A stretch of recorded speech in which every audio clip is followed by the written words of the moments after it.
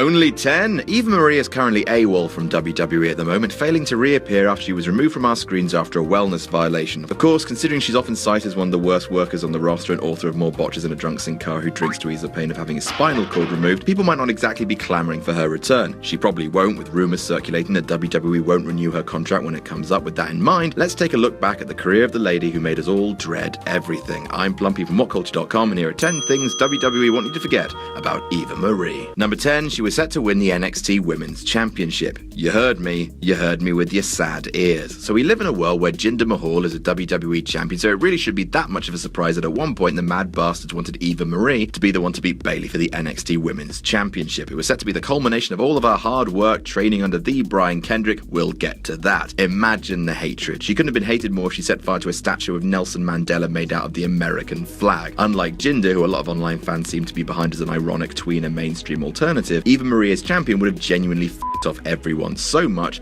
it almost would have been worth doing.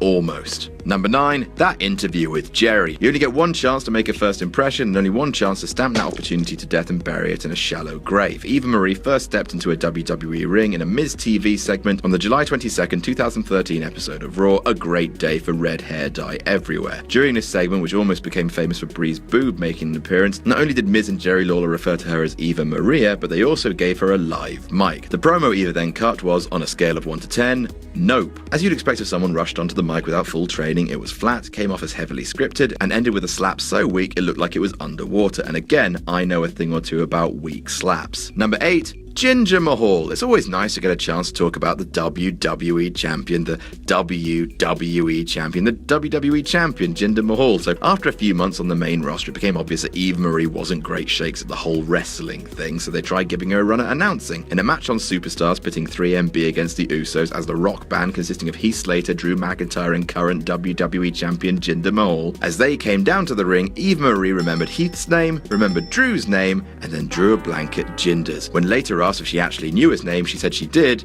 It was Jinder Mahal. So close. It's unclear whether the whole thing was a work for Total Divas or whether she's just a bit shit. Number 7, the Raw before WrestleMania 32. WrestleMania 32, the things you do to me. I think we all agree that WrestleMania 32 was excellent and that nothing bad happened, that everyone was really happy with WrestleMania 32. On the pre-show, which was a great pre-show void of problems, Team Bad and Blonde faced off against Team Divas in a match that would serve as Brie Bella's last in the company. On the go-home Raw before Mania, the company's last chance to make the yearly spectacular as tantalizing as possible, all the Divas in that match took to the ring on the last night they'd officially be known by that term. After a match between Paige and Emma descended into a brawl, out came Eva Marie to make the save. You know that time Stone Cold Steve Austin became the old Stone Cold and ran in to beat up the Alliance before the Invasion pay-per-view? It was basically the porn parody of that, only with the intensity replaced with boobs and the expected huge fan reaction replaced with apathy at best and scorn at worst. On the WrestleMania Go Home Raw. Number 6, that finisher. This is starting to feel mean, but seriously, all them botches though. Considering the wealth of female talent around the globe which WWE are acknowledging with the Mae Young Classic tournament, the fact that Eva was wrestling on a public stage is pretty irksome, especially with that finisher. Eva mostly used sliced bread number 2, her trainer Brian Kendrick's finisher, but they tried her out with a different one as well, and it was a piece of shit. In a match with Liv Morgan, then known as Marley, which was full of botches to the point of the crowd chanting, "Please don't hurt her," and after one move, "What was that?" Eva hit Marley with something that was supposed to be a cross between a Shining Wizard and a reverse STO, which just looked like Eva slowly giving herself a back bump while nestling Marley's head into her boobs. I know we can't animate it, but gosh, bad that. Number 5, forgetting to kick out.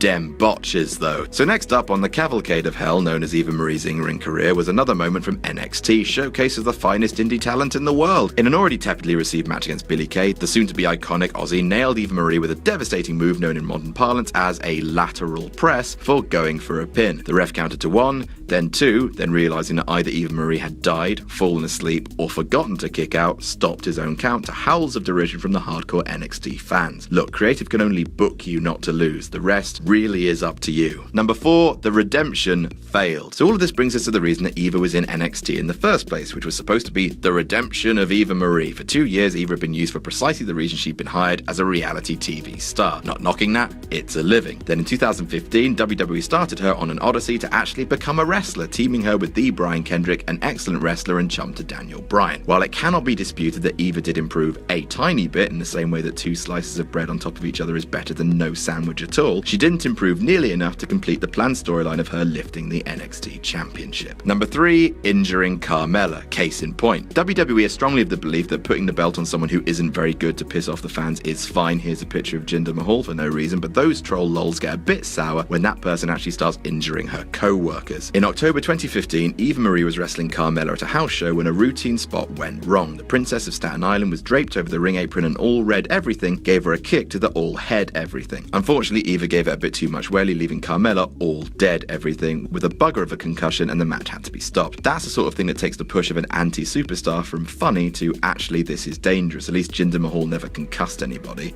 apart from Finn Balor.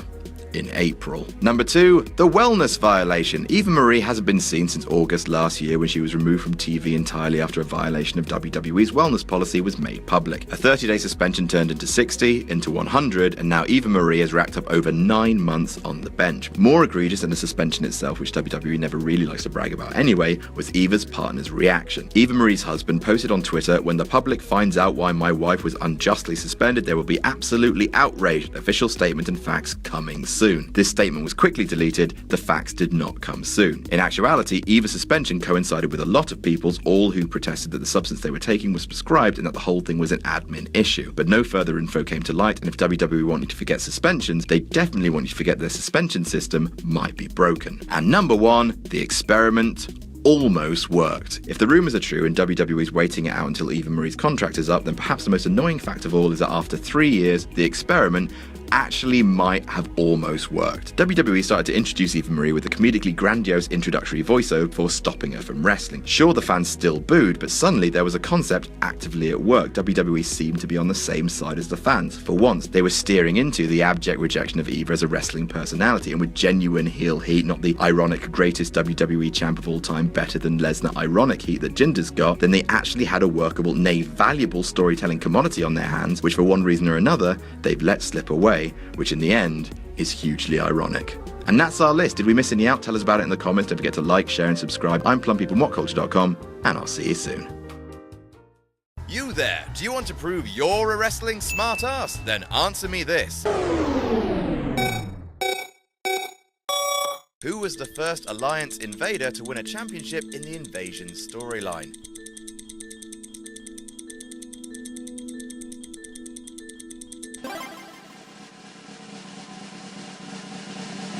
Mike Awesome, it was the Hardcore Championship. Did you get it? I don't care. To test yourself and whatever friends you might have, buy the new What Culture Wrestling trivia game available at shop.whatculture.com.